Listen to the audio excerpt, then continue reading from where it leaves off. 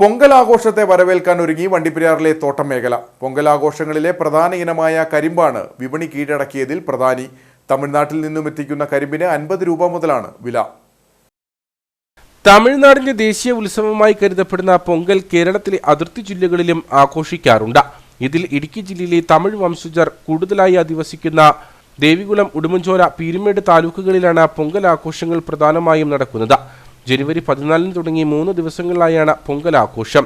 തമിഴ് മാസമായ മാർഗഴിയുടെ അവസാന ദിവസം തുടങ്ങി തൈമാസം 3-ാം തീയതി അവസാനിക്കും. ഓരോ ദിവസങ്ങൾക്കും വ്യത്യസ്ത ചടങ്ങുകളും വിശ്വാസങ്ങളുമുണ്ട്. പ്രധാന ആഘോഷമായ തൈപ്പൊങ്കൽ മകരമാസം 1-ാം തീയതിയാണ് ആഘോഷിക്കുന്നത്. അതിനാൽ മകരസംക്രാന്തി എന്നും ഇതിന് പേരുണ്ട്. പൊങ്കൽ ആഘോഷങ്ങളിലെ ഒഴിച്ചുകൂടാനാകാത്ത കരിമ്പ് വിപണിയും തോട്ടം മേഖലകളിൽ സജീവമായി കഴിഞ്ഞു. തമിഴ്നാട്ടിൽ നിന്നുമാണ് ജില്ലയിലേക്ക് കരിമ്പ് എത്തിക്കുന്നത്. 50-60 രൂപയ്ക്കാണ് വിൽപ്പന.